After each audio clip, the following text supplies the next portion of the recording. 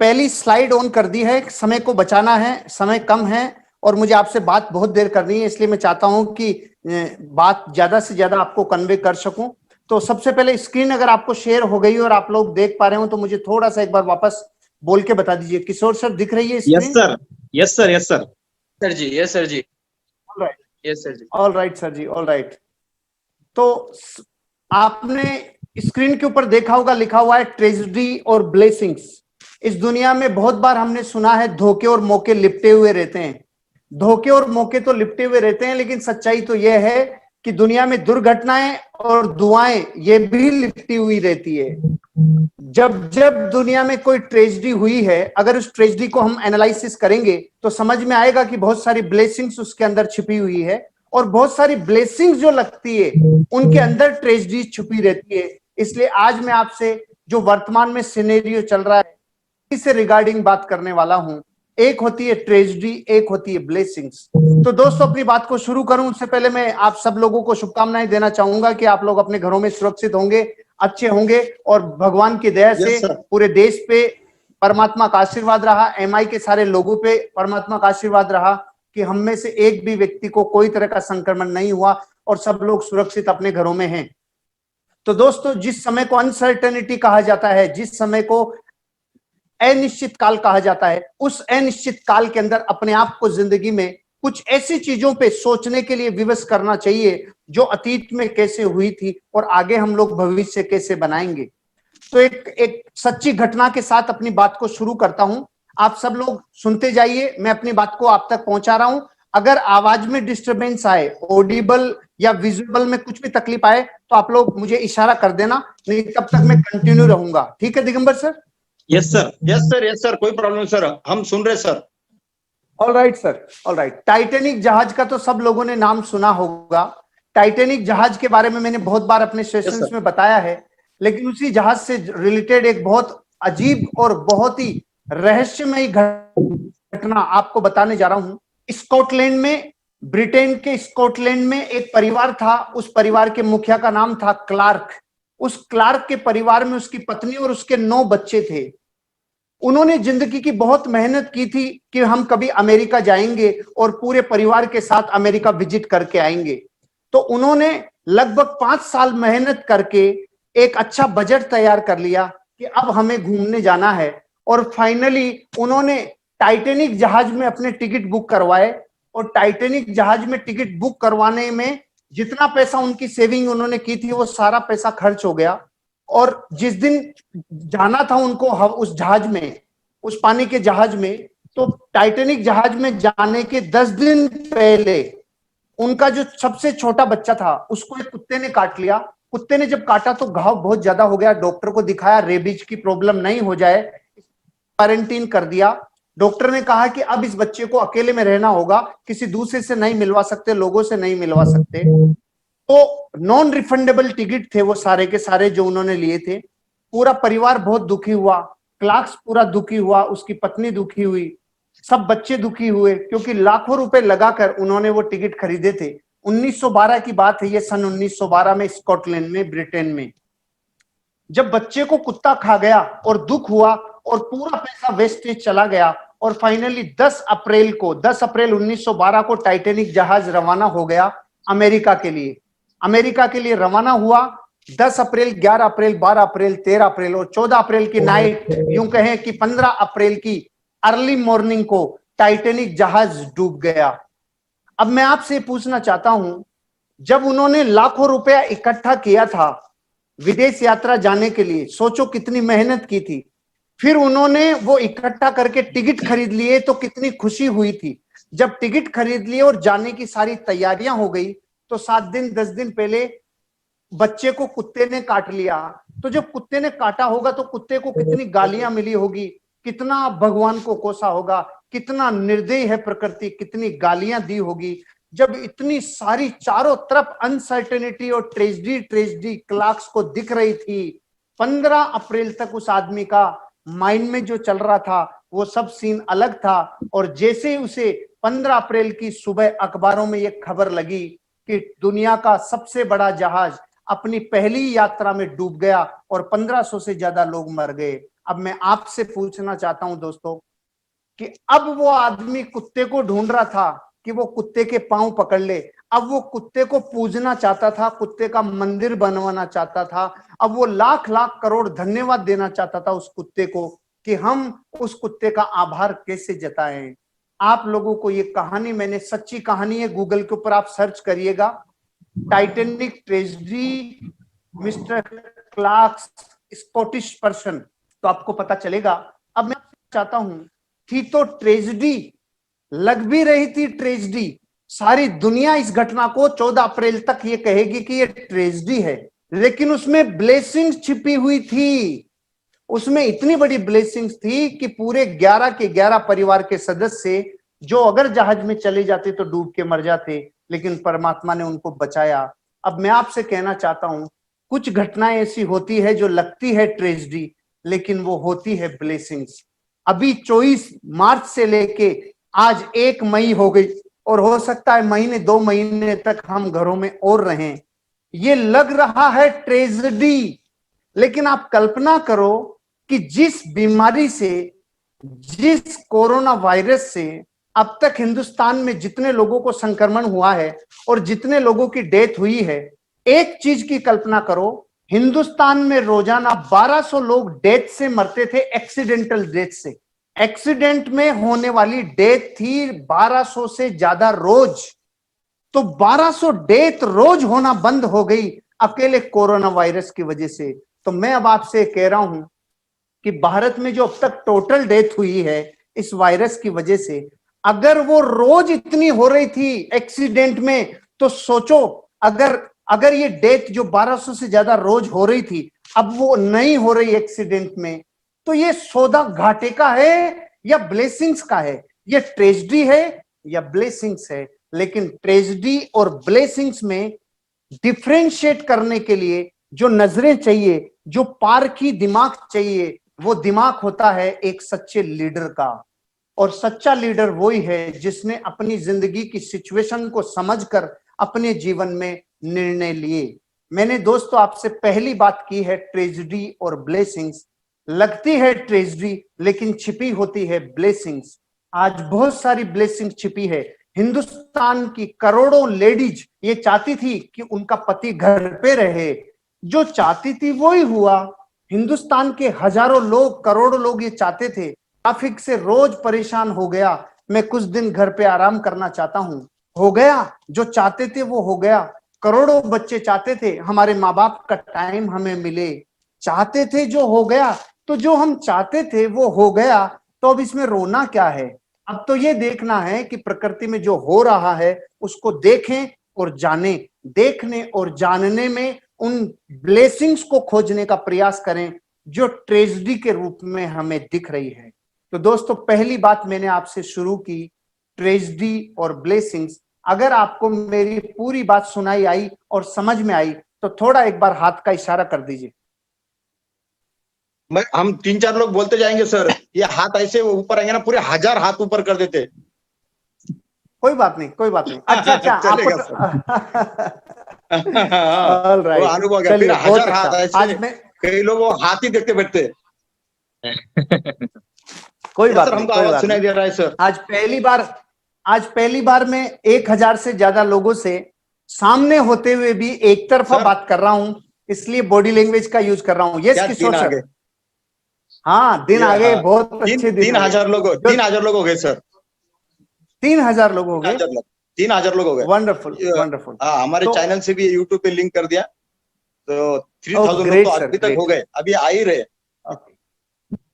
वो आपका नाम काफी है सर। ग्रेट गुरुजी, आपका नाम है ये। मैंने आपके लिए तालियां, सबसे पहले किशोर सर का धन्यवाद देना चाहिए, उन्होंने आज मुझे मौका दिया आप सब लोगों से बात करने का। Great sir, thank you, thank you. Thank you. आगे बढ़े Kishore sir. Yes sir, yes sir. All right sir ji, all right. तो ये ट्रेजेडी जो लग रही है सर, ये ब्लेसिंग्स है, ये बात मान के चलनी चाहिए हमें। अब मैं बात करने वाला हूं, इस दुनिया में हर बार जब भी कोई अनिश्चित कालीन समय आता है, उसमें से दुनिया में वो ही निकालते हैं जो लीडर होते हैं। निकलते भी वो हैं जिनमें लीडरशिप होती है, और दुनिया को निकालने में भी मदद वो करते हैं जिनमें एक अच्छी लीडरशिप होती है। तो मैं आपसे आज बात करने वाला हूं, लीडरशिप की क्वालिटीज तो बहुत सारी सुनी होगी, लीडर के गुण बहुत सारे सुने होंगे, लेकिन वो सारे गुण जिस स्टाइल से काम में आते हैं, वो स्टाइल के ऊपर मैं आज आपसे बात करने वाला हूं कि अगर आपने अपने लीडरशिप के गुणों को, क्योंकि आप सब लोग MINs हैं, सब लोग चैंपियंस हैं, सब लोगों में डायमंड बनने के गुण हैं, तो लीडरशिप के गुण तो हैं, लेकिन कौन सा गुण किस शैली से और किस स्टाइल से भी काम में आएगा, ये बात समझना जरूरी है। इसलिए मैं कुछ ऐसी स्टाइल्स आपसे बात करने वाला हूं, जिन स्टाइल्स को जानने के बाद आपको वो सिखाऊंगा जो सारी स्टाइल्स का बाप है, जो हर बार अपने आप को निखार लेता है, अपने आप को प्रोडक्टिव बना लेता है, अपने आप को जबरदस्त गुणवान बना लेता है। तो सबसे पहले इस दुनिया में जब भी समस्याएं आई, तो कौन कौन सी लीडरशिप के स्टाइल वाले लोगों ने दुनिया के लोगों को मदद की है, वो देखिए। लीडरशिप स्टाइल बेसिकली 3 प्रकार की होती है। अगर उनकी फ्रंट रो को देखें तो 3 प्रकार की लीडरशिप होती है। पहली लीडरशिप होती है मोटिवेशनल स्टाइल, ऐसी स्टाइल जिसमें मोटिवेशन होता है। जैसे भी हिंदुस्तान के सारे नेता, सारे अभिनेता, सारे सक्सेसफुल लोग, सारे ट्रेनर, सारे मार्गदर्शक, ये सारे लोग लोगों को मोटिवेट कर रहे हैं कुछ प्रोडक्टिव करने के लिए। हजारों वीडियो जा रहे हैं, हजारों लोगों के मैसेज आ रहे हैं, हजारों लोग हमें संदेश दे रहे हैं, वो एक मोटिवेट स्टाइल के थ्रू हमें संदेश दे रहे हैं। तो पहली स्टाइल का नाम है मोटिवेशनल स्टाइल। दूसरी स्टाइल का नाम है पावर स्टाइल, इसमें शक्ति काम करती है, इसमें ताकत काम करती है, ये स्टाइल भी एक लीडरशिप की शैली है। और तीसरी है सुपरवाइजरी स्टाइल, ये सुपरविजन करती है। कोई मोटिवेशन में मास्टर है, कोई पावर देने में मास्टर है, कोई सुपरविजन करने में, कोई प्रोडक्शन का सुपरविजन करता है, कोई लोगों का सुपरविजन करता है। तो जितनी स्टाइल से दुनिया में लीडरशिप की, उनको बेसिकली 3 भागों में डिवाइड किया गया है, मोटिवेशनल स्टाइल, पावर स्टाइल और है सुपरवाइजरी स्टाइल। अब एक एक के ऊपर बात करते हैं, पहले मोटिवेशनल स्टाइल के ऊपर, फिर सुपरवाइजरी स्टाइल के ऊपर। मोटिवेशनल स्टाइल 2 प्रकार की है, एक पॉजिटिव, एक नेगेटिव। पॉजिटिव वे की स्टाइल क्या काम करती है, ये आपको कुछ मिल जाने की आशा, आने वाले समय में ऐसा होगा, जिंदगी बदल जाएगी, अभी ऊर्जा इकट्ठी हो रही है, फिर एक साथ मैदान में लगेंगे, फिर इतिहास बना देंगे, फिर वापस मैदान में कूदेंगे। ऐसे दुनिया में कुछ शैलियां हैं जो भी लोगों को मोटिवेट कर रही है, जो ये कह रही है कि चिंता नहीं करो, बहुत आगे होगा, बहुत आगे जाएंगे, बिजनेस बहुत बड़ा होगा, हम इतिहास रचेंगे। ये पॉजिटिव है, लीडरशिप की स्टाइल में से पॉजिटिव मोटिवेशनल स्टाइल है। ये भी उतनी ही काम करती है जितनी नेगेटिव मोटिवेशनल स्टाइल काम करती है। इसमें डर दिखाया जाता है, घर पे रहो, बाहर जाओगे तो सूजी लेने जाओगे और सुजवा के आओगे। ये भी उतनी स्टाइल काम करती है। मोटिवेशनल स्टाइल में नेगेटिव फॉर्मेट भी उतना ही काम करता है। ये कहता है लाशें बिछ जाएगी, घर पे रहो। ये कहते हैं नहीं, इतनी संसाधन नहीं है भारत में, मर जाओगे, तकलीफ में आ जाओगे, तबाही हो जाएगी, जान है तो जहान है। ये नेगेटिव मोटिवेशनल स्टाइल है। ये दोनों अपनी अपनी जगह पे काम करती है। ये है पहली मोटिवेशनल स्टाइल। मुझे आपको कुछ और बताना है, कहीं और लेके जाना है, इसलिए सारी स्टाइल बता रहा हूं। अभी इनकी किसी की जरूरत नहीं है, असली तक पहुंचने के लिए ये रास्ते की घटनाएं हैं। अब तीसरी पे बात करते हैं, पहले सुपरवाइजरी स्टाइल। सुपरवाइजरी स्टाइल क्या कहती है, ये पीपल ओरिएंटेड होती है और प्रोडक्शन ओरिएंटेड होती है। या तो लोगों को संभालने वाली, लोगों को सुपरविजन करने वाली होती है, या फिर प्रोडक्शन, बिजनेस वॉल्यूम जनरेट हुआ कि नहीं हुआ, प्लान दिखाया कि नहीं दिखाया, कन्विंस किया कि नहीं किया, प्रोडक्ट के बारे में बात की कि नहीं की। यह है प्रोडक्शन ओरिएंटेड लीडरशिप, सुपरविजन करती है ये। ऐसे आपने देखा होगा बहुत सारे लीडर्स में या तो मोटिवेशनल स्टाइल होती है, कईयों में सुपरवाइजरी स्टाइल होती है, कईयों में पावर स्टाइल होती है, कईयों में सभी होती है, जो अलग अलग टाइम पे फर्क टाइम पे काम में आती है। प्रोडक्शन जो ओरिएंटेशन वाली लीडरशिप होती है, वो ये देखती है कितना बिजनेस हो रहा है, प्रोडक्ट ट्रेनिंग कितनी हो रही है, कितने लोग बुक्स पढ़ रहे हैं। तो पीपल ओरिएंटेड और प्रोडक्शन ओरिएंटेड। तो मोटिवेशनल स्टाइल हो गई और सुपरवाइजरी स्टाइल हो गई। अब चलते हैं पावर स्टाइल के ऊपर। पावर स्टाइल 3 प्रकार की, ऑटोक्रेटिक, डेमोक्रेटिक और फ्री रेन। ऑटोक्रेटिक कौन सी है, ये डंडे वाली है, ये निरंकुशता वाली है। इसमें डंडे का जोर चलता है, इसमें राजतंत्र चलता है, इसमें कोई एक आदमी शासन करता है और वो एक आदमी डिसीजन भी खुद लेता है, ना किसी से पूछता, ना किसी से सलाह लेता, वो राजाओं की तरह का शासन करता है। वो घनानंद का भी शासन हो सकता है, वो राजा राम का भी शासन हो सकता है। ऑटोक्रेटिक लीडरशिप होती है, यह है ऑटोक्रेटिक लीडरशिप स्टाइल। एक और है डेमोक्रेटिक लीडरशिप स्टाइल। इसमें डिसीजन खुद का होता है, लेकिन लोगों को शामिल किया जाता है, कमेटी को शामिल किया जाता है और सोच समझकर लोगों को लीड करने के लिए डिसीजन लिए जाते हैं। और एक है फ्री रेन स्टाइल, सब अपनी अपनी टोकरी, अपनी अपनी डपली, अपना अपना राग, सबको सत्ता बराबर दे दी जाती है। आज तक दुनिया में जितने लीडर हुए हैं, उन्होंने जिन जिन स्टाइल से लोगों को लीड किया है, वो सारी आपकी स्क्रीन के ऊपर है, दिख रही है sir? Yes sir. Yes sir. इन सारी लीडरशिप का फर्क फर्क टाइम पे अलग अलग रोल होता है।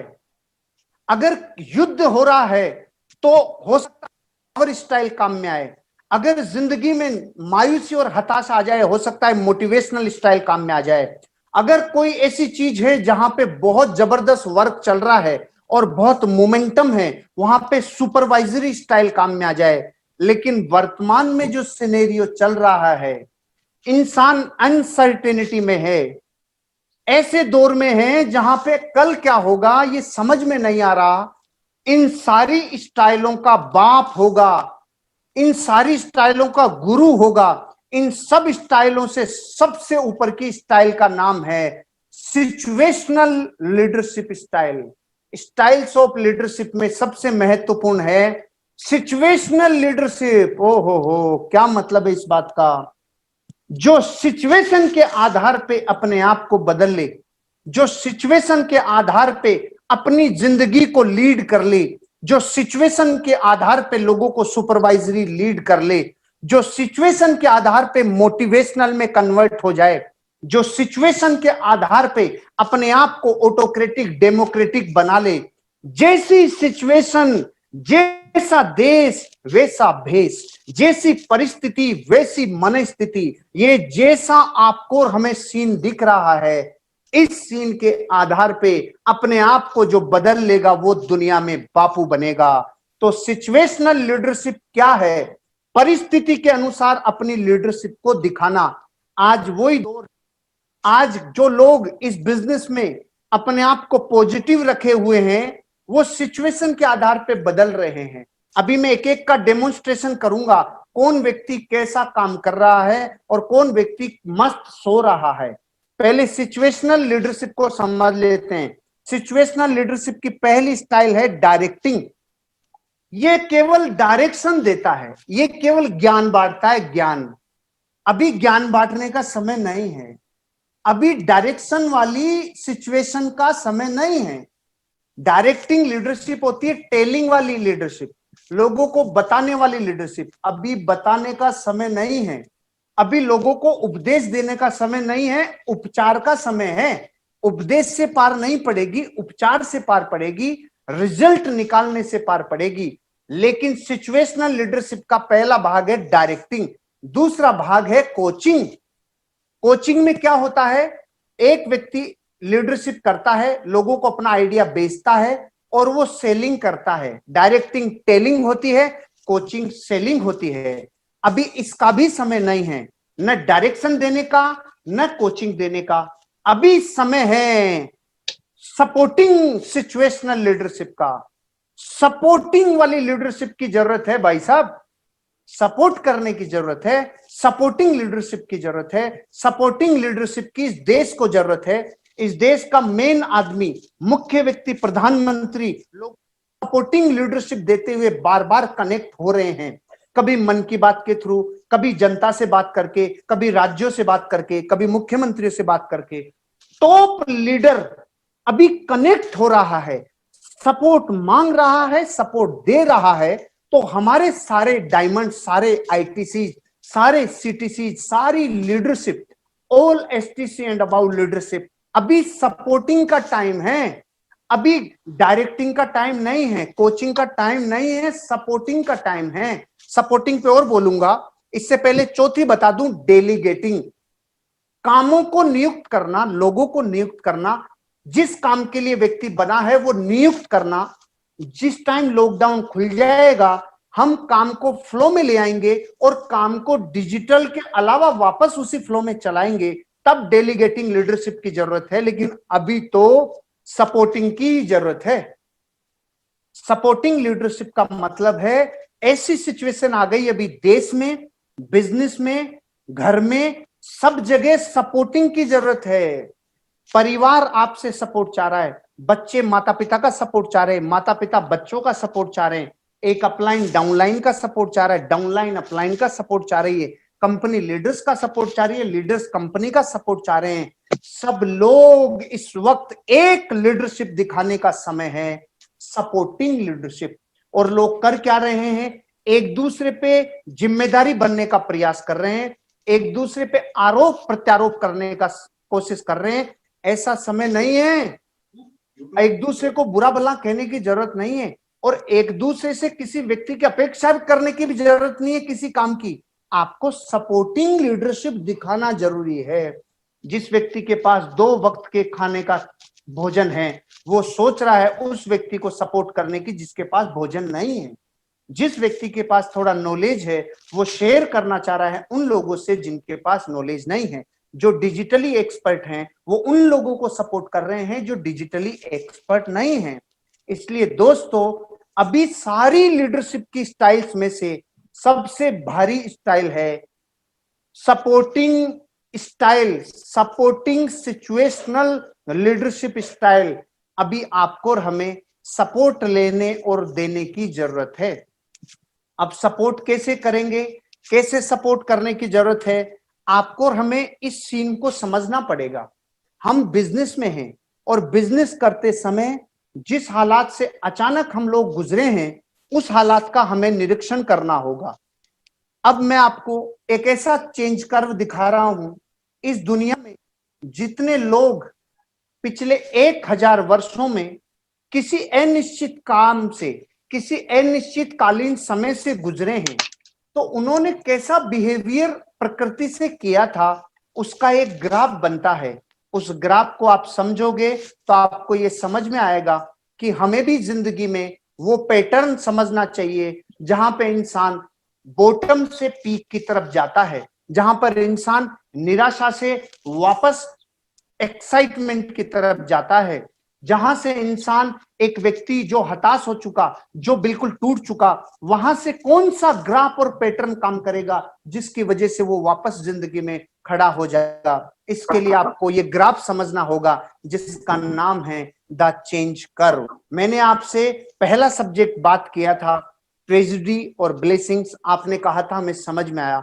मैंने दूसरा सब्जेक्ट आपसे बातचीत किया वो है लीडरशिप की कितनी स्टाइल्स होती है, और अभी हमें इस सिनेरियो में कौन सी स्टाइल की जरूरत है, वो है सिचुएशनल लीडरशिप। तो आपको सिचुएशनल लीडरशिप अगर समझ में आई हो तो एक बार मुझे इशारा कर दीजिए, मेरी बात समझ में आई हो और आपको सुनाई भी आई हो और मैं परफेक्टली दिख रहा हूं तो। Yes sir. Okay okay okay. तो अब बहुत इंपॉर्टेंट टॉपिक के ऊपर आ गए हम लोग, द चेंज कर्व। 1000 वर्षों में इंसानियत जब जब परेशान हुई है तो उसकी परेशानी में से निकलने का एक ग्राफ बना है, और वो ग्राफ क्या कहता है? वो ग्राफ कहता है एक्स एक्सिस पे टाइम लिखा हुआ है, वाई एक्सिस पे परफॉर्मेंस और कॉम्पिटेंस लिखी हुई है। आपका प्रदर्शन और क्षमता समय के अनुसार जैसी होगी वैसा ग्राफ बनेगा, और ये ग्राफ हजारों लोगों को, करोड़ों लोगों को जिंदगी में वापस उठने का और वापस जिंदगी में निर्माण करने का रास्ता दिखाता है। ग्राफ दिख रहा है सबको? Yes sir. All right sir ji. तो ये ग्राफ आपके सामने स्क्रीन के ऊपर मैंने डिस्प्ले कर दिया है। इस ग्राफ की एक विशेषता है, ये ग्राफ पैदा हो रहा है, थोड़ा सा सीधा नीचे आ रहा है और वापस ऊपर की तरफ जा रहा है। लेकिन ये तो उन लोगों का ग्राफ है जो जीवन में इस ग्राफ के हिसाब से, इस पैटर्न के हिसाब से अपनी भावनाओं से प्रकृति के त्रासदियों को, प्रकृति के बुरे समय को, प्रकृति के अच्छे समय को हैंडल करना जानते हैं।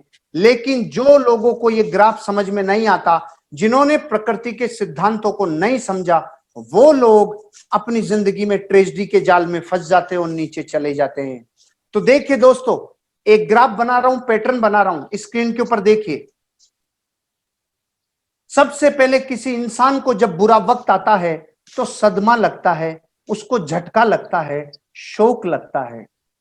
अचानक मार्च का महीना आया और भारत में कोरोना कोरोना कोरोना कोरोना, ये क्या आ गया, ओ ये अचानक क्या हो गया, कल तक तो गाड़ियां चल रही थी, कल तक लोग थे, कल तक सब ठीक था, ये कैसा झटका लग गया, ये कैसा हो गया, एक कैसा समय आ गया, घर में पैक हो गए। अब तक तो लॉकअप ही सुना था, लॉकडाउन पहली बार सुना। लॉकअप और लॉकडाउन एक जैसा ही हो गया, कोई फर्क नहीं है, क्योंकि लॉकअप में और लॉकडाउन में क्या फर्क है। आप और हम अपनी जिंदगी में किसी शौक से गुजरने को पहला झटका कहा जाता है, जब अचानक कोई शौक लगता है। भारत ने हजारों वर्षों में ऐसा समय नहीं देखा जैसा आज देखा है। तो सदमा सबको बराबर लगा है, ये नैसर्गिक है, ये नेचुरल है, भेदभाव नहीं करता। यूनिवर्सल प्रिंसिपल्स, यूनिवर्सल लॉ भेदभाव नहीं करते। सदमा आपको भी उतना ही लगा है, प्रवीण सर को भी उतना ही लगा है, प्रधानमंत्री को भी उतना ही लगा है, अमेरिका के राष्ट्रपति को भी उतना ही लगा है। सदमे में कोई भेदभाव नहीं है, झटके में कोई भेदभाव नहीं है, शोक सबको लगा है, किसी को कम किसी को ज्यादा, लेकिन ये नेचुरल है। सदमा लगना ही था क्योंकि सदमे जैसी घटना थी, झटके जैसी घटना थी। ये पहला काम तो प्रकृति करती है, इसके आगे के काम हमारे ऊपर डिपेंड करते हैं कि अब हम कैसा बिहेवियर करेंगे, अब हम प्रकृति से कैसा बिहेव करते हैं, ये हम पे डिपेंड करता है। तो दुनिया के 95% लोग जब उनको झटका लगता है, कोई बुरी घटना आती है, तो वो अगला काम खुद करते हैं, वो जाते हैं दहशत में, डेनियल, वो दहशत में जाते हैं। अब दहशत में जाते हैं कैसे, मेरी किस्त का क्या होगा, मेरे चेक का क्या होगा, मेरे लोगों का क्या होगा, मेरे परिवार में खर्चा कैसे चलेगा, मेरा धंधा कैसे चलेगा, अब मैं कार की किस्त कैसे जमा कराऊंगा, मेरी किस्त कैसे जमा होगी, मेरे घर में राशन कैसे आएगा, रे अब मेरा क्या होगा। ये ऑटो सजेशन अपने आप को बंदूक से उड़ाता है। प्रकृति का काम है झटका देना, हमने उससे क्या बिहेवियर किया। 95% लोग जैसे ही झटका लगता है अपने आप को दहशत में लेके जाते हैं, सदमे में लेके जाते हैं। अब सदमे में लेके जाओगे तो नुकसान होगा ही होगा, क्योंकि दहशत आपको और खड्डे में लेके जाने की तैयारी करती है। झटका लगा, दहशत आई, कैसी शारीरिक रूप से बीमारियां आ जाएगी, इसकी दहशत होगी। आपको पता है जब कोरोना चालू हुआ था तो 15 से 20 दिन तक तो हिंदुस्तान का हर एक एमआईएन्स डिस्ट्रीब्यूटर ये टेंशन में था कि कहीं मेरे साला कोरोना नहीं हो गया हो। क्यों सोच रहा था ऐसे, क्योंकि वो हजारों लोगों से मिल रहा था, हजारों लोगों से मिल रहा था। मैं भी 16 मार्च तक आरटीपी में था, मैं 11 मार्च को खामगांव जाके आया, फिर 12-13 मार्च को, 14 मार्च को जयपुर में ट्रेनिंग हुई, फिर 15-16 मार्च को आरटीपी हुआ। मैं मार्च के महीने में कम से कम 10,000 लोगों से मिला था। तो मुझे अगर 10 दिन में एक बार भी खांसी आती थी तो अंदर से लगता था हो गया दिखता है, हो गया दिखता है। इसे कहते हैं दहशत, इसे कहते हैं डर, इसे कहते हैं अपने आप को ऑटो सजेशन देना। हर आदमी जब तक 15 दिन घर में नहीं रहा तब तक हिंदुस्तान का हर आदमी डर रहा था कहीं मुझे कोरोना तो नहीं है। क्यों? क्योंकि झटका लगता है तो ऑटोमेटिक नेगेटिव ख्याल दिमाग में देना मानव का स्वभाव है, उसको दहशत में जाना उसके लिए नैसर्गिक व्यवस्था है। 2 तक भी ठीक है, लेकिन दहशत में अगर आ गए तो अगला काम प्रकृति ऑटोमेटिक करती है, फ्रस्ट्रेशन आएगी और गुस्सा आएगा। अभी पुलिस वालों को फ्रस्ट्रेशन आ रही है, साले सब घर में बैठे हैं, हम बाहर हैं, तो वो निकाल रहे हैं उनपे जो बाहर निकल रहे हैं। अभी पति को फ्रस्ट्रेशन पत्नी पे निकाल रहा है, पत्नी बच्चों पे निकाल रही है, बच्चे उनसे छोटों पे निकाल रहे हैं। सब अपना अपना गुस्सा, कोई अपलाइन डाउनलाइन पे, डाउनलाइन अपलाइन पे, कोई कंपनी पे कोई प्रोडक्ट नहीं मिल रहे हैं उस पे, कोई किस पे कोई किस पे। अरे दहशत में नहीं आते तो गुस्सा नहीं आता, फ्रस्ट्रेशन में नहीं आते, जरूरत नहीं थी फ्रस्ट्रेशन में आने की। गुस्सा करने की जरूरत ही नहीं थी, लेकिन निराशा और गुस्सा आना स्वाभाविक हो जाता है जब हम अपने आप को नेगेटिव ऑटो सजेशन करते हैं, माइंड में नेगेटिव दहशत लाते हैं, तो फ्रस्ट्रेशन भी आएगी और गुस्सा भी आएगा। अब तक आदमी बर्बादी की तरफ जा रहा है। किशोर सर सुनाई आ रहा है? सर यस सर, सुने आ रहा है। Very good sir, very good. Yes sir, clear है एकदम, अभी- आवाज एकदम क्लियर है। अब कुएं की सिर्फ तरफ ना जा रहा है आदमी। थोड़ा थोड़ा आपको जैसे हो रहा, किसी का तो भी ना फोन डबल फोन है, उनके मैसेज पे मैसेज आ रहे हैं, तो किसका है साइड में दूसरा फोन पड़ा है और उसमें ना मैसेज आ रहे हैं, तो थोड़ा सा एक 10% डिस्टर्ब है। यदि किसी के पास मोबाइल है और उन्होंने म्यूट करके अनम्यूट किया होगा, तो मेरा रिक्वेस्ट है कि वो सेकंड फोन की साइड में पड़ा हो तो उसको बंद कर ले तो अच्छा रहेगा। किसी के मैसेज आ रहे दूसरे मोबाइल पे, वो ट्यू ट्यू ट्यू कर रहा है, प्लीज रिक्वेस्ट है। Continue sir, sorry sir. चलिए तीसरे पॉइंट तक हम लोग आ गए हैं सर।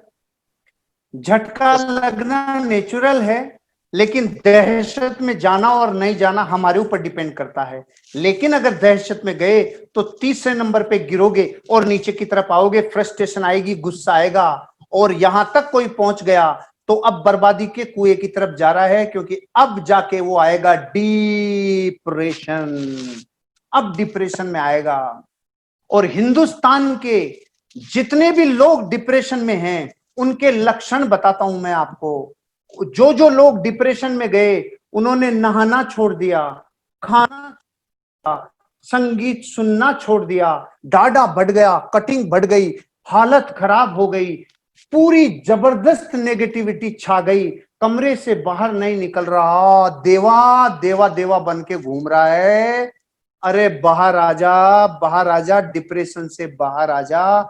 डिप्रेशन में इसलिए गया क्योंकि फ्रस्ट्रेशन में गया था, दहशत में गया था। अगर आप डिप्रेशन में गए और आगे के काम जो अब मैं बताऊंगा वो नहीं किए, तो यहीं से ग्राफ नीचे की तरफ जाएगा और टाइम की भी ग्राफ की लाइन को तोड़ के जिंदगी तबाही की तरफ चली जाएगी।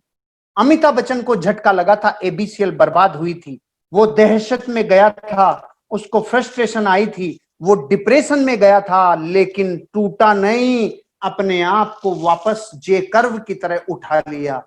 सचिन तेंदुलकर को झटका लगा था, दुनिया के हर महान क्रिकेटर को, हर महान नेता को, महान अभिनेता को, दुनिया के हर महापुरुषों को, सबको झटका लगता है, कभी हालातों से, कभी परिस्थितियों से, कभी भूकंप से, कभी सुनामी से, कभी गरीबी से, कभी मौत से, कभी डरों से, किसी न किसी चीज से झटका लगता है। लेकिन जो अपने दिमाग में ऑटो सजेशन देके दहशत में जाता है, वो गुस्से में, निराशा में जाता है, वो डिप्रेशन में जाता है। यहां तक भी बचने का समय है। अगर यहां से नीचे चले गए तो जिंदगी तबाही की तरफ जाएगी, फिर कभी लौट के नहीं आएगी। इसके बाद अब वो काम बता रहा हूं जो आपको और हमें एक ऐसा मर्द बनाएगी, एक ऐसा मस्कुलिन नेचर डेवलप करेगी जो दुनिया में याद किया जाएगा। एक ऐसा निर्णय लेने की ताकत अब डेवलप होगी। आपसे आने वाले बाद के लोग जो आपसे छोटे हैं, जो आपके बाद की पीढ़ियों में आएंगे, वो हर बार अपने से बड़ों से ये देख के सीखेंगे कि मेरे बड़ों ने जब डिप्रेशन का काल देखा था तो फिर उन्होंने अपने आप को उभारा कैसे था, अपने आप को जिंदगी से उठाया कैसे था। यह है डिप्रेशन से आने का आगे का फार्मूला। अब आपको पांचवा काम करना पड़ेगा, आपको जिंदगी के साथ एक्सपेरिमेंट करना पड़ेगा, प्रयोग करना पड़ेगा, और प्रयोग करने का डिसीजन लेना पड़ेगा। आ गया समय मर्दानगी का, आ गया समय अब डिसीजन लेने का, आ गया समय कुछ कर गुजरने का, आ गया समय अपने आप को बदलने का, आ गया समय अब अपने आप को नए पैराडाइम में शिफ्ट करने का, आ गया समय जिंदगी में कुछ ऐसे उदाहरण क्रिएट करने का जो आने वाली जनरेशन याद करेगी। दोस्तों, अब मैं मेरी जिंदगी का एग्जाम्पल लेता हूं। मैं जब 21 वर्ष की उम्र में था, तब मुझे जीवन में होश संभालने के बाद पहला बड़ा झटका लगा था। उस पहले बड़े झटके में मैं दहशत में भी गया था, मैं फ्रस्ट्रेशन में भी गया था, मैं डिप्रेशन में भी गया था, लेकिन मैं अपने आप को 21 वर्ष की उम्र में नए प्रयोग करने के डिसीजन लेके ऊपर उठा लिया। और 21 वर्ष की आयु के बाद अब तक मुझे जिंदगी में 20 बड़े झटके लग चुके, लेकिन 20 के 20 झटकों में मुझे झटका तो लगता है, लेकिन मैं दहशत में नहीं जाता, मैं फ्रस्ट्रेशन में नहीं जाता, मैं डिप्रेशन में नहीं जाता, मैं सीधा 5वें पॉइंट पे आता हूं। और 5वें पॉइंट का नाम है डिसीजन और एक्सपेरिमेंट। करने का समय आ गया, नए प्रयोगों का समय आ गया, नए डिसीजन लेने का समय आ गया। आज मैं आपको बताऊंगा क्या नए प्रयोग करना है, क्या नए डिसीजन लेना है, जो हमने कर लिया। आपसे मेरी बात हो रही है लॉकडाउन के 40 दिन बाद। 40 दिनों में हर्षवर्धन जैन एंड कंपनी 40 दिन ही हो गए हुए, पहले से दूसरे दिन का भी वेट नहीं किया, तीसरे दिन का भी वेट नहीं किया, पहले से प्रयोग कर लिया था।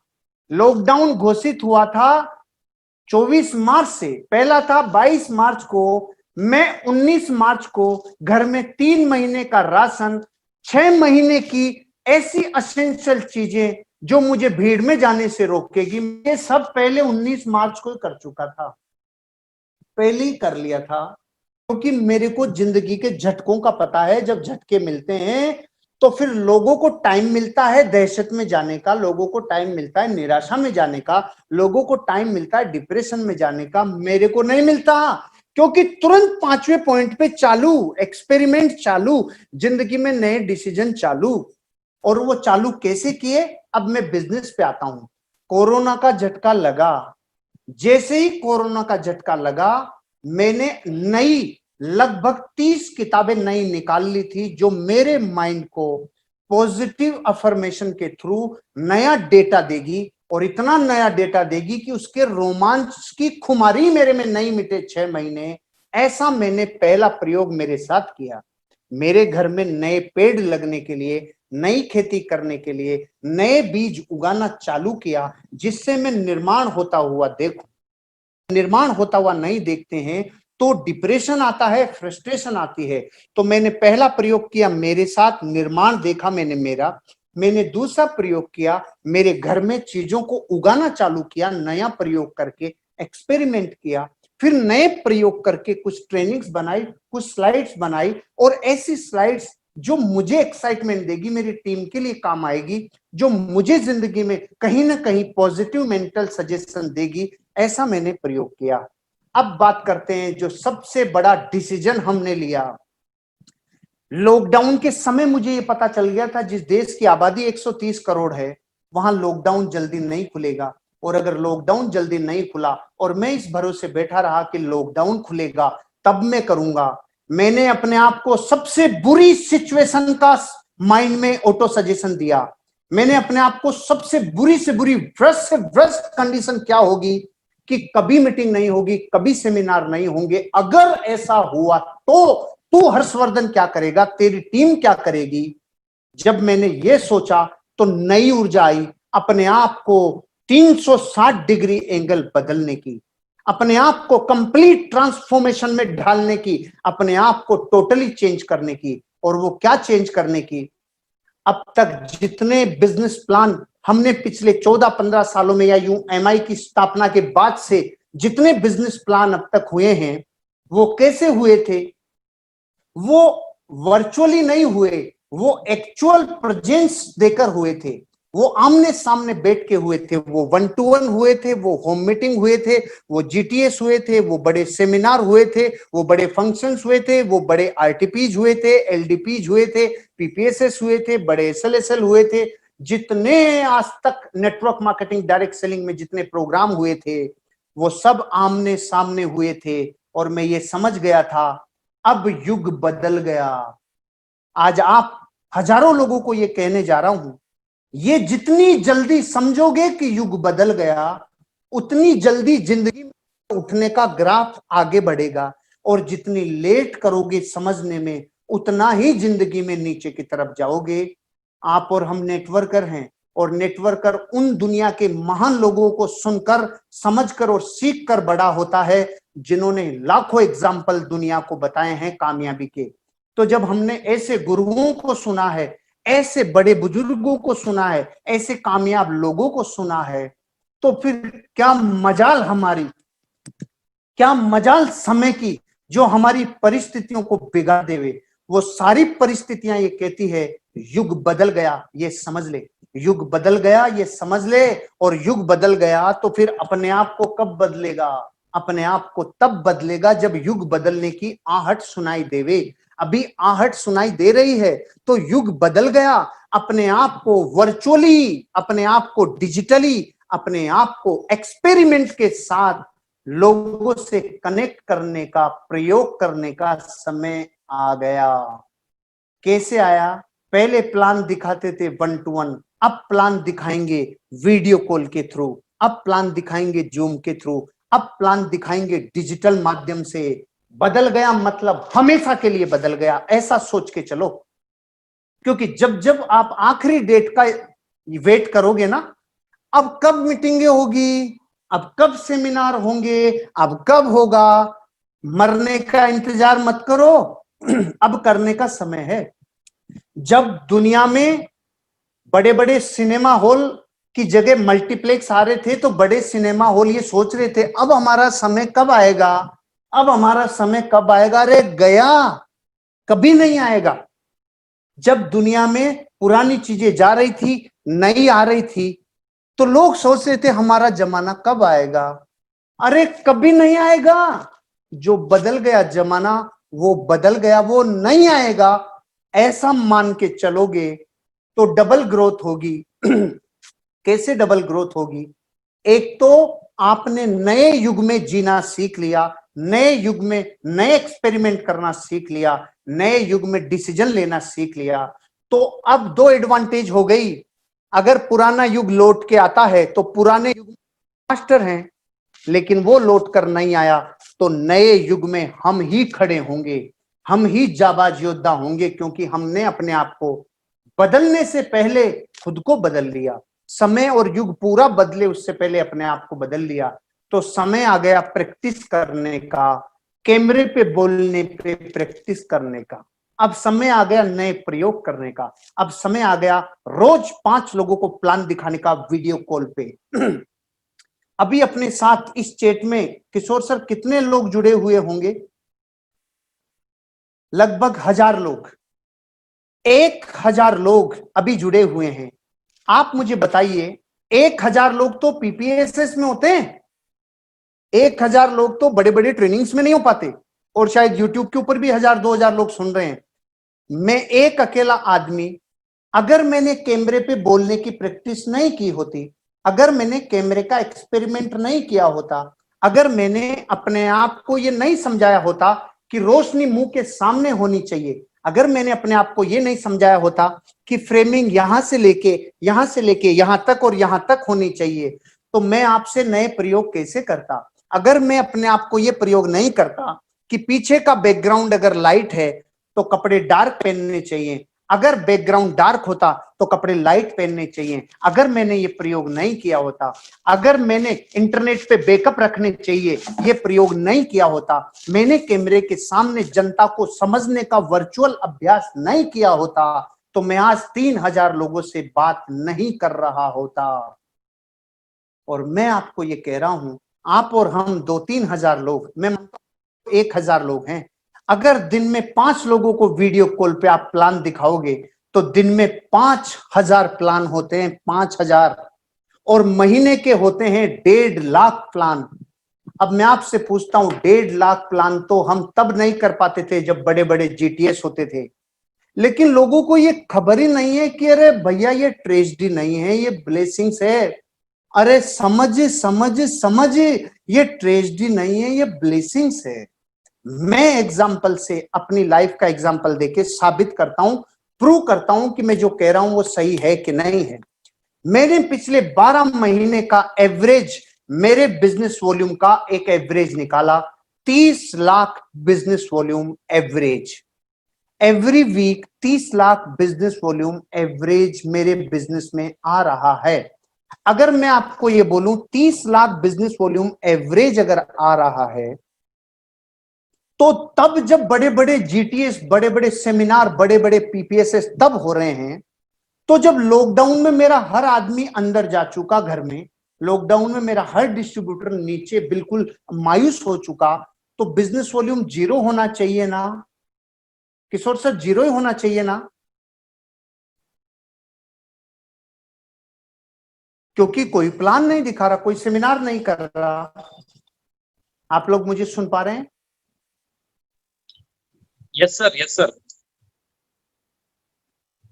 ऑलराइट। Yes, sir. मैं आपको ये कह रहा हूं कि 30 लाख बिजनेस वॉल्यूम था और अचानक सब लोग घरों में बैठ गए, तो बिजनेस 0 ही होना चाहिए ना दिगंबर सर? Yes, sir. 0 ही होना चाहिए, और सबका 0 ही हुआ होगा। नहीं, मेरा 0 नहीं हुआ, मेरा 0 नहीं हुआ। हमने एक्सपेरिमेंट किया।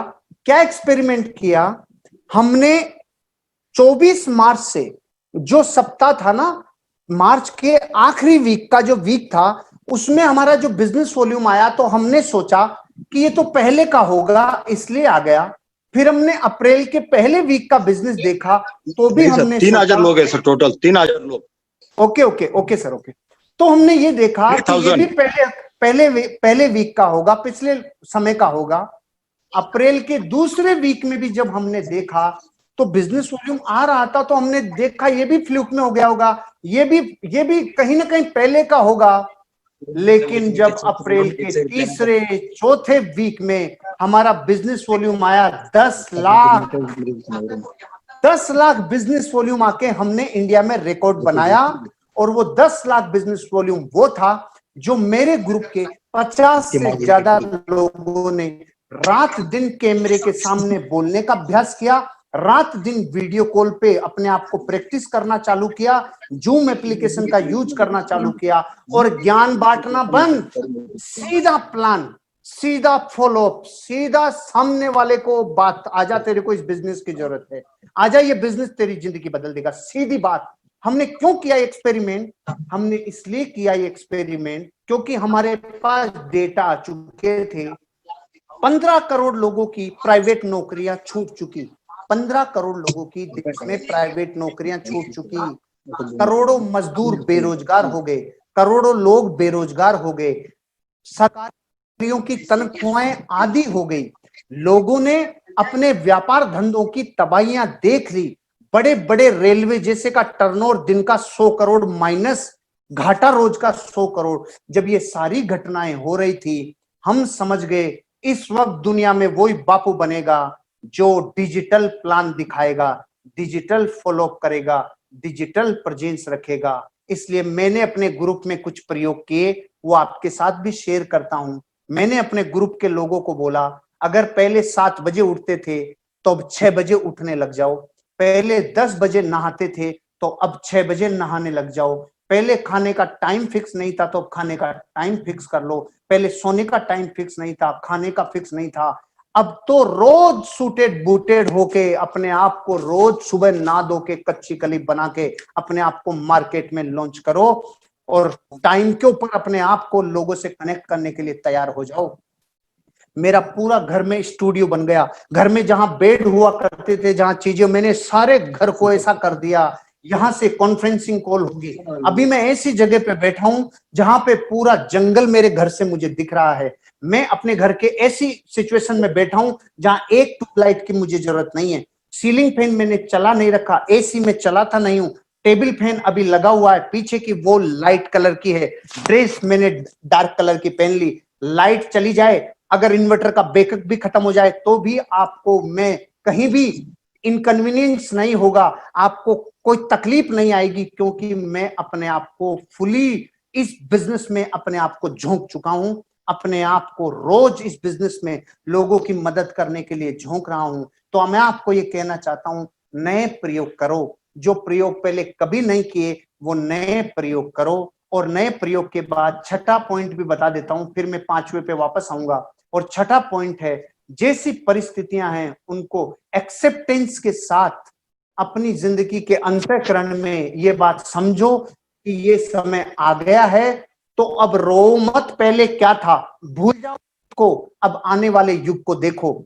नेटवर्क की दुनिया में कामयाबी इसलिए मिलेगी क्योंकि इसमें चलने का स्वभाव है, लेकिन अभी जो लोग बदलेंगे नहीं, कैमरे के सामने जो नहीं लाएंगे, वीडियो कॉल पे अपने आप को और लोगों को आमने सामने फेस करने का प्रैक्टिस नहीं करेंगे, वो लोग हमेशा के लिए इस इंडस्ट्री से खत्म हो जाएंगे। मीटिंगों का जो इंतजार करेंगे, खत्म हो जाएंगे, जो सेमिनारों का इंतजार करेंगे खत्म हो जाएंगे, लेकिन जो इनका इंतजार नहीं करके अपने आप को वापस खड़ा कर लेंगे, एक दिन मीटिंग और सेमिनार भी होंगे और आप बिजनेस पे खड़ा कर लेंगे। लेकिन इस बीच अगर जंग लग गई तो पूरा लोहा तबाह हो जाएगा, क्योंकि लोहा कभी दूसरी तकलीफ से नहीं खत्म होता, अपनी ही जंग से खत्म होता है। इसलिए जंग मत आने देना भैया। इसलिए एक्सेप्ट करो और एक्सेप्ट करने के साथ इस बात को असेंबल करने की तैयारी करो कि अब हमें कुछ चीजों को संगठित करना है, कुछ चीजों को एकीकरण करना है, असेंबल करना है। इस असेंबल करने के लिए आप 1000 लोगों का मैं चेहरा देखना चाह रहा हूं। कुछ एग्जाम्पल से मैं उन लोगों तक पहुंचना चाह रहा हूं ताकि मैं आपको अब वो बता सकूं जो नए प्रयोग करने के लिए जरूरी है।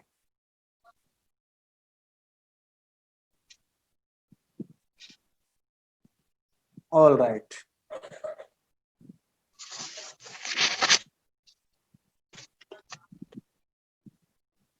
अभी मेरी स्क्रीन पे मैं लगभग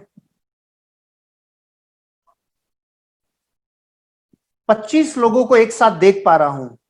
अरे बाप रे, क्या बात है। दिगंबर सर हैं, तेजस सर हैं, अनीता मैम हैं, प्रशांत जी हैं, वैशाली पवार जी हैं, प्रीति सेन जी हैं, गज सेन स्वामी जी हैं, अनीता जी हैं, मनीष जी हैं। ऐसे बहुत सारे 25 लोगों को मैं एक साथ देख पा रहा हूं और मैं इसको आगे भी बढ़ाऊंगा स्क्रीन को। और मैं ये इसलिए कर पा रहा हूं क्योंकि मैं आप 1000 लोगों में से वो उम्मीदें खोज रहा हूं, कौन लोग डिजिटली प्रयोग करके आगे निकल पाएंगे। 3000 लोग हैं सर, 3000 लोग हो गए। जो लोग 3000। Oh great, great sir, great great, 2000 YouTube पे हैं और 1000 अभी इस पे जूम पे। Wonderful sir, wonderful. चलिए सर, 5वें पॉइंट के ऊपर आ रहे हैं। किशोर सर, समय है ना अपने पास? यस सर, यस सर, समय ही समय है सर, समय ही समय, कोई टेंशन नहीं समय का। चलिए, अरे वाह, तेजस भी है। यस सर, तेजस भावे सब है, मैडम सब सब सब। वाह, ग्रेट ग्रेट। चलिए देखिए, Yes, sir. सबसे पहला पॉइंट, डायरेक्टली बात कर रहा हूं धंधा लाने की। धंधा कैसे लाओगे, बिजनेस कैसे लाओगे, उसकी सीधी बात कर रहा हूं आप लोगों से। Yes sir, yes sir. पहला पॉइंट, आपको डिजिटली आना ही होगा, ये माइंड में घुसा लो। आपको डिजिटली आना ही होगा। युग बदल गया, आपको बदलना ही होगा, बदलना ही होगा, बदलना ही होगा। अब मैं आपसे पूछता हूं, कितने लोग संकल्प लेते हैं जो मुझे सुन रहे हैं? युग बदल गया, अतीत खो गया है, हम अतीत में नहीं रोएंगे, हम अपने आप को बदलने के लिए तैयार हैं। एक बार संकल्प के साथ मैं आपका हाथ देखना चाहता हूं कि आप में से कितने लोग ये संकल्प लेते हैं, हम बदलेंगे।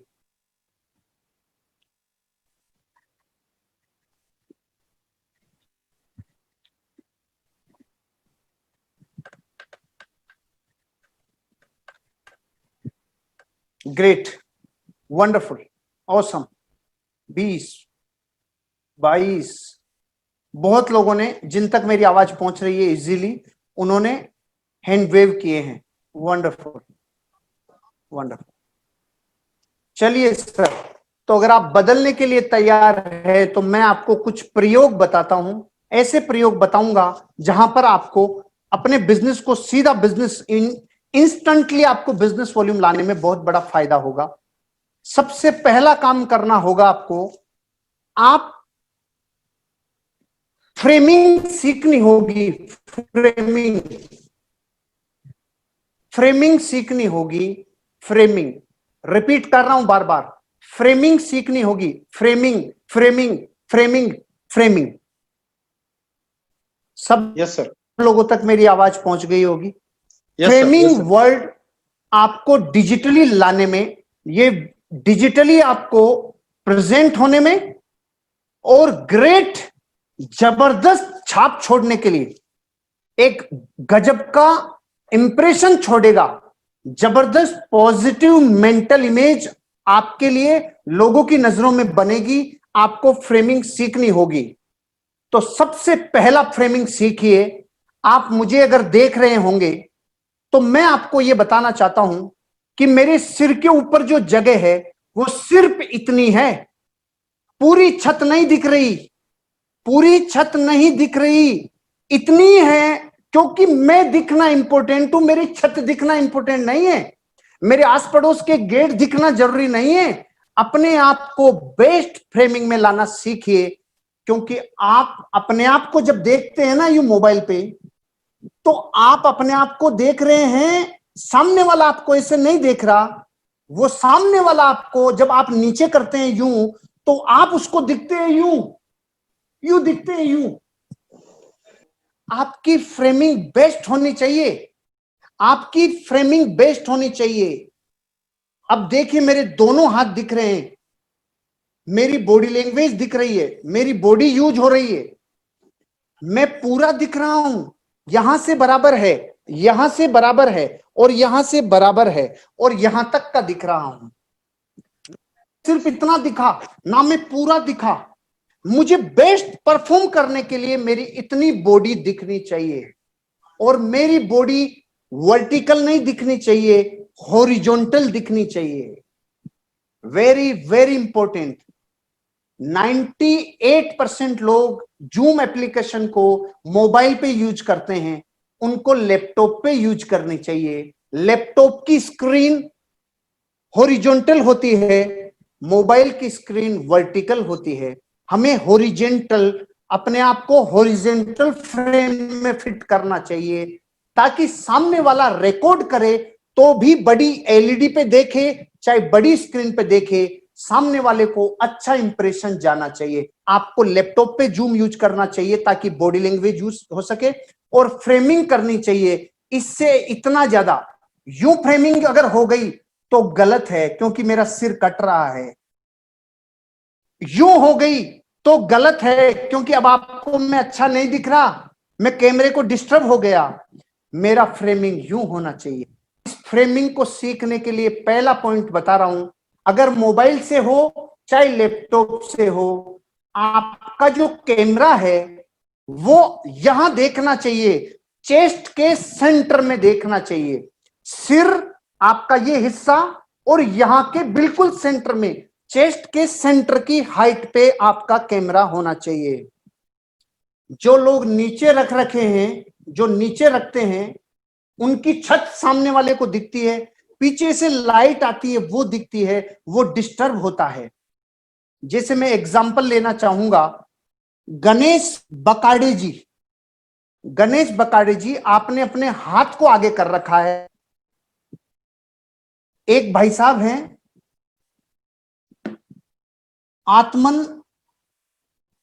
आत्मन जी, उनकी छत दिख रही है। ऐसे कुछ एग्जाम्पल हैं कि आपकी फ्रेमिंग, यस किशोर सर, वंडरफुल, बहुत जबरदस्त, बहुत जोरदार। पहली चीज सिखा रहा हूं फ्रेमिंग, कि आप बेस्ट फ्रेमिंग में होने चाहिए, तब सामने वाले के ऊपर पॉजिटिव इंप्रेशन डलेगा, तब सामने वाला आपकी बात बहुत हम भी अच्छे से पहली बार सुनेगा। सुन रहे। हाँ सर, इसीलिए मैं, हाँ हाँ, ये चीजें, बहुत अच्छा पॉइंट। ये बहुत छोटी छोटी चीजें हैं, लेकिन सामने वाले को अच्छा तभी लगेगा जब आप अच्छा दिखेंगे, आपकी आवाज अच्छी दिखेगी, और आपका कैमरा हिलना नहीं चाहिए। चाहे मोबाइल को कहीं चीज पे बांध दो, चाहे ट्राइपॉड खरीद लो, चाहे कुछ नहीं मिल रहा तो दीवार पे कहीं टांग दो, कुछ भी आविष्कार कर लो, लेकिन कैमरा हिलना नहीं चाहिए, हॉरिजॉन्टल पोजीशन पे होना चाहिए, और बेस्ट फ्रेमिंग होनी चाहिए। देखो आप क्या बोलोगे ये इंपॉर्टेंट नहीं है, सामने वाले को क्या दिखेगा और क्या सुनेगा, ये बहुत ज्यादा इंपॉर्टेंट है। ये ट्रेनिंग मैंने मेरे ग्रुप को 24 मार्च के लॉकडाउन चालू होते ही देना चालू कर लिया था, जिससे उनका फ्रेमिंग अच्छी हो गई। 50 से ज्यादा लोगों ने यूट्यूब चैनल बना लिया। यूट्यूब चैनल उन्होंने सिर्फ इसलिए बनाया ताकि वो अपने ग्रुप के लिए एक एग्जाम्पल क्रिएट कर सके कि मैं ठाला नहीं बैठा हूं, मैं निठल्ला नहीं हूं, मैं कुछ कर रहा हूं, मैं लोगों की लाइफ में वैल्यू एड कर रहा हूं। तो पहली चीज है फ्रेमिंग, ये हुई फ्रेमिंग। सुपर पॉइंट दिया सर। दूसरा पॉइंट वेरी इंपॉर्टेंट, लाइट कभी भी पीछे नहीं होनी चाहिए, लाइट कभी पीछे नहीं होनी चाहिए, फेस के सामने होनी चाहिए। चाहे सामने किधर भी लाइट हो, पीछे लाइट होगी तो सामने वाले को आपका चेहरा नहीं दिखेगा। जैसे गैलेक्सी A10 एक मैडम है, शायद साड़ी में है, उनका नाम नहीं पता, पीछे खिड़की है, उनके पीछे खिड़की है। अब आप सोचो कि पीछे की रोशनी अगर आ रही है तो मुझे आपका चेहरा कैसे दिखेगा, और अगर आई कांटेक्ट नहीं होगा तो मैं आपसे कनेक्ट नहीं हो पाऊंगा। तो सोचो, जब फिजिकली 1-to-1 करके ही ज्वाइनिंग निकालना इतना मुश्किल था, तो आंखें नहीं दिखेगी तो उसके दिल में जाने का रास्ता नहीं होगा। आंखें हैं, दिल में जाने का रास्ता आंखें हैं। पीछे लाइट नहीं चाहिए, लाइट सामने चाहिए, चाहे नेचुरल रोशनी हो चाहे आपकी घर की रोशनी हो। पीछे जैसे प्रीति सेन मैडम, प्रीति मैम पीछे ट्यूबलाइट है, वो ट्यूबलाइट सामने वाले को नहीं दिखनी चाहिए, आप ट्यूबलाइट की तरफ होने चाहिए, ट्यूबलाइट आपके सामने होनी चाहिए। जैसे अनीता भाबर मैम है, उनकी फ्रेमिंग बेस्ट है। एक और अनीता मैम है जो सूट में है, बेस्ट फ्रेमिंग है। वैशाली पवार मैम, अपने आप को रोशनी की तरफ लाइए, रोशनी आंखों के सामने लाइए। संगीता पाटिल मैम, अच्छी फ्रेमिंग है, गुड। सुदर्शन सोना टके, आपकी छत दिख रही है, आप दिखो, आप छत मत दिखाओ। गणेश बकाड़े जी, बहुत अच्छी फ्रेमिंग है, बहुत अच्छी फ्रेमिंग है। यस मैम, गैलेक्सी, अब देखो अगर आप में से कोई देख पा रहा हो मैडम को, गैलेक्सी A10 मैडम पहले जो साड़ी में है अभी, पहले जो पीछे रोशनी थी, अब रोशनी के सामने आने से रात और दिन का फर्क हो गया। प्रीति मैम, आप मेरी आवाज नहीं सुन पा रहे हैं, आपके पीछे ट्यूबलाइट है, सही करो। पहला ट्रेनर होगा जो आपकी वस्तु स्थिति को ठीक करवा रहा है, नहीं भाषण देके रवाना हो जाता अभी तक। Yes sir, yes sir, yes sir, yes sir. आपका धंधा लाने के लिए अपना डेकोरम, अब तक तो हम लाली लिपस्टिक पाउडर से ठीक करते थे, अब इनकी जरूरत नहीं है। अब कैमरा, पीछे का बैकग्राउंड, ये सब ये जरूरत है, क्योंकि डिजिटल दुनिया में आ गए, डिजिटल दुनिया में आ गए। डिजिटली दुनिया में डिजिटली ठीक होना जरूरी है। वेरी गुड, बहुत अच्छा, जिन्होंने स्क्रीन ठीक की है बहुत अच्छा किया। दूसरा पॉइंट, लाइट पीछे से नहीं सामने चाहिए, पीछे कभी रोशनी नहीं चाहिए, पीछे रोशनी आ रही है तो ढक दो। तीसरा पॉइंट, मोबाइल की जगह कोशिश करिए लैपटॉप को यूज कर सके, मोबाइल की जगह लैपटॉप को यूज करिए। मैं उन लीडर्स को भी कहना चाहूंगा जो इस बिजनेस में एंटी एंड अबाउ लीडर्स हैं, जिनकी बैंकिंग मोबाइल पे है, जिनकी मेल आईडी मोबाइल पे है, या किसी की भी मेल आईडी और बैंकिंग अगर मोबाइल पे है, उसकी जगह मैं चाहता हूं लैपटॉप पे आ जाइए, ताकि अगर जूम एप्लीकेशन में हैकिंग होती भी हो, वैसे होगी नहीं ऐसा मेरे को अंदर से चेतना है, फिर भी लैपटॉप पे आने के डबल फायदे, अच्छा दिखोगे, अच्छा उसके ऊपर इंप्रेशन जाएगा। ईयरफोन का इस्तेमाल करिए, ईयरफोन का इस्तेमाल करिए, ईयरफोन का इस्तेमाल करना बहुत अच्छा रहता है। ईयरफोन का इस्तेमाल करने से आपकी कनेक्टिविटी अच्छी बनती है और कैमरे से दूर हो जाते हैं। जब ईयरफोन नहीं होता तो सुनने के लिए यूं यूं करते रहते हैं, समझ में नहीं आता, कनेक्टिविटी नहीं आती, और बॉडी जितनी ज्यादा हिलेगी सामने वाले को उतना ही डिस्टरबेंस होगा। चौथा पॉइंट ईयरफोन। पांचवा पॉइंट, बैकग्राउंड और आपके कपड़े, बैकग्राउंड और आपके कपड़े अपोजिट कलर के होने चाहिए, बैकग्राउंड और कपड़े अपोजिट कलर के होने चाहिए। लोग पीछे काला बैकग्राउंड, काले कपड़े और खुद काले, अब क्या प्लान दिखाओगे? पीछे लाइट बैकग्राउंड, लाइट कपड़े, खुद लाइट, इतनी लाइट की दुनिया को जरूरत नहीं है। अगर पीछे डार्क है तो आप लाइट चाहिए, अगर पीछे लाइट है तो आप डार्क चाहिए। यह है छोटी सी इंफॉर्मेशन। डबल इंटरनेट का बैकअप यूज करिए, double internet, Jio Airtel Vodafone Idea, Airtel Vodafone Idea Jio, double internet. Double क्यों बोला?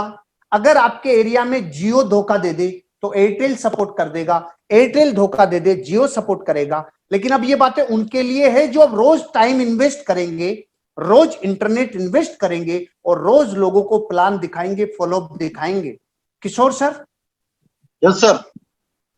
जहां मुकेश अंबानी का भी धंधा डाउन हो गया, जहां अमेरिका के राष्ट्रपति का देश डाउन हो गया, जहां अपने बिजनेस में लोग डाउन आ गए, वहां मेरे बिजनेस में पहले 30 लाख 40 लाख बीवी था, फिर जीरो से ऊपर बढ़ते बढ़ते 15 लाख बिजनेस वॉल्यूम कवर कर लिया हमने। 15 लाख बीवी, 15 जबरदस्त, लाख जबरदस्त। बिजनेस वॉल्यूम कवर कर लिया।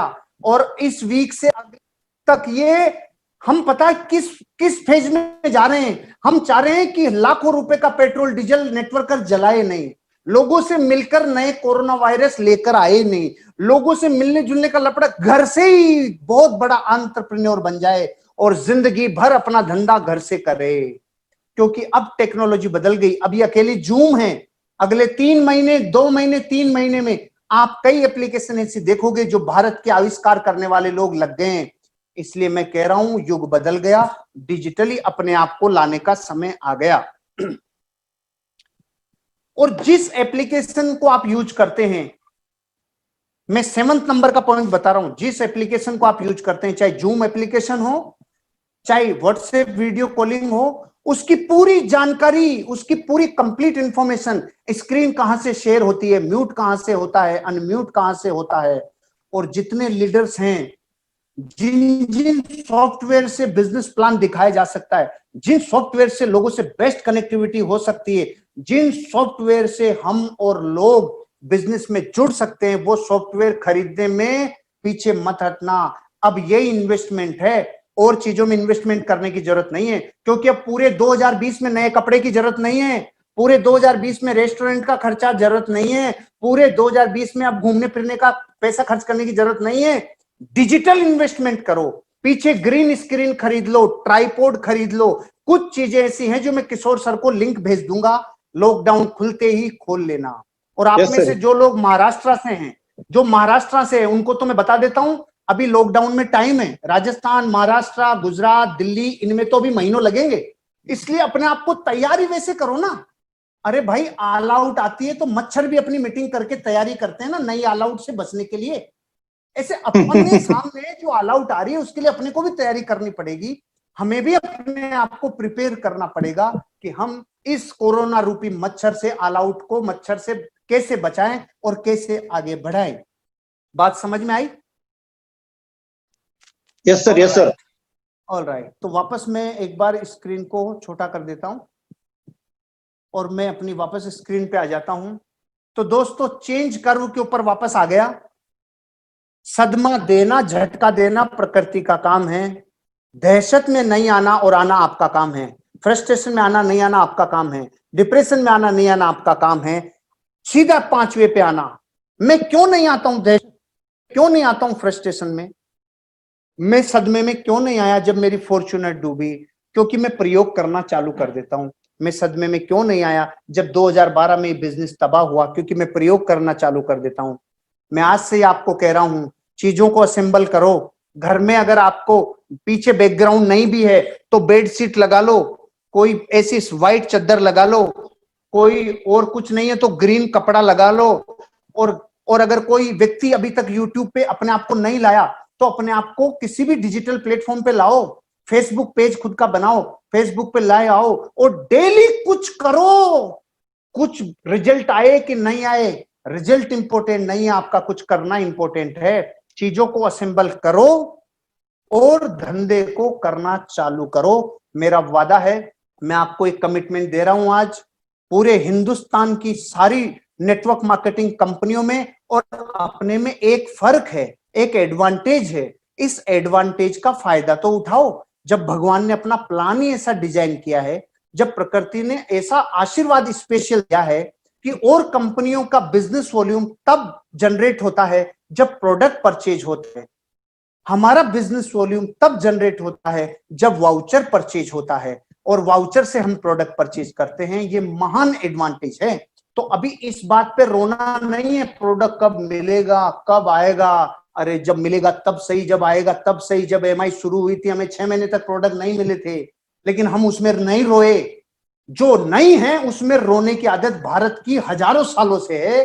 ऐसा सॉफ्टवेयर निकाल के फेंक दो, जो है उससे व्यापार करना चालू करो। को असेंबल करो, उन चीजों को इंटीग्रेशन में लाओ जो चीजें आपको भी जरूरत है। इंटरनेट की जरूरत है, एक अच्छे कैमरे की जरूरत है, एक अच्छे स्टैंड की जरूरत है। आपको कैमरे के सामने आने का कभी अनुभव नहीं है, अब आने की जरूरत है। बहुत सारे लोग मुझसे प्रश्न पूछते हैं, सर हम कैमरे के सामने कभी नहीं आए, हम कैसे आए? तो आप कभी भी पहले गरीब नहीं हुए, अब आप गरीब हो गए, अब आना ही पड़ेगा। पहले कभी भी लॉकडाउन नहीं आया, अब आ गया, अब आना ही पड़ेगा। जो पहले कभी नहीं हुआ वो अब हो गया, तो वो करना पड़ेगा। जो पहले कभी नहीं किया, करना ही पड़ेगा। अपने आप को डिजिटली लाना ही पड़ेगा। तो दोस्तों, आज मैंने आपसे जो बात की उसमें मैंने जिस चीज से शुरुआत की वही खत्म करना चाहूंगा। लोगों को लगता है ट्रेजेडी, लेकिन वो लोग ब्लेसिंग्स निकाल लेते हैं जिनका नेचर क्रिएट करने का होता है, सृजन करने का होता है। इसलिए भैया, मैं तो पहले 5 दिन 7 दिन में कटिंग और शेविंग करता था, अब तो रोज ही करना पड़ रहा है, क्योंकि पहले महीने में 20 दिन बिजी रहता था, अब दिन में ही 10 घंटे बिजी रहने लग गया। लोगों के लिए लॉकडाउन है, लेकिन एक पीपीएसएस में जितनी ताकत लगाता था मैं 4 घंटे में, उतनी ताकत अब लगा रहा हूं 1-1.5 घंटे में। क्यों? क्योंकि यहाँ सामने जनता तो है नहीं, मुझे आवाज का पता नहीं चलता कितनी ऊपर है कितनी नीचे है, सामने से रिस्पॉन्स आता नहीं, तो अपना गला फाड़ फाड़ के मैं ये कहता हूं, समझ जाओ, युग बदल गया। ये ट्रेजेडी नहीं, ब्लेसिंग्स का समय है। और ब्लेसिंग्स उसी को मिलती है जो ये यकीन करता है कि मां कसम ये ब्लेसिंग्स का समय है। तो ब्लेसिंग्स का समय है, इसमें से खोजो ब्लेसिंग्स और निकालो। बिजनेस को प्रैक्टिस करो। और एक बार किसी एक व्यक्ति को जोड़ा, एक एग्जांपल और दे रहा हूं, मेरे बिजनेस में एक व्यक्ति है जो जुड़ा था आज से लगभग 20-25 दिन पहले, और उसका 15,000 रुपए तक का चेक बन गया। मैं पिछली बार मैं महाराष्ट्र के ग्रुप से वीडियो कॉन्फ्रेंसिंग कर रहा था, तो एक लेडी ने सवाल पूछा मुझसे, सर हम किसी को जोड़ तो दे रहे हैं लेकिन उसको कुछ दे ही नहीं रहे, तो ऐसे कैसे चलेगा? उसको कुछ नहीं दे रहे, खुद का दिमाग में ही अगर कचरा भरा हो, खुद ने ये मान लिया हो उसको कुछ नहीं दे रहे। अरे प्रोडक्ट देने को ही सब देना समझते हो, इसलिए कुछ नहीं देने पे अटक गई सुई। 2,10,000 कमा सकता है बिना प्रोडक्ट लिए भी, ये कब समझोगे? प्रोडक्ट मिलना तो जस्ट मैटर ऑफ टाइम, ये तो टाइम का मैटर है। प्रोडक्ट रास्ते में है, मिल जाएगा, लेकिन आप रुको तो मत, आप ठहरो तो मत। अपने आप को आगे बढ़ाने के लिए अपने अंदर चेंज करो। ट्रेजेडी में ब्लेसिंग्स को ढूंढो। ब्लेसिंग्स कब होगी? जब ये कर्व समझोगे। पिछले 1000 वर्षों में जितने लोगों ने अपनी जिंदगी को ऊपर उठाया है अनिश्चित काल में, उन लोगों की जिंदगी का ग्राफ ये ही बना है। इसलिए इस चेंज कर्व के हिसाब से अपनी जिंदगी चलाओ। ऐसी मेरी शुभकामनाएं हैं आपके लिए।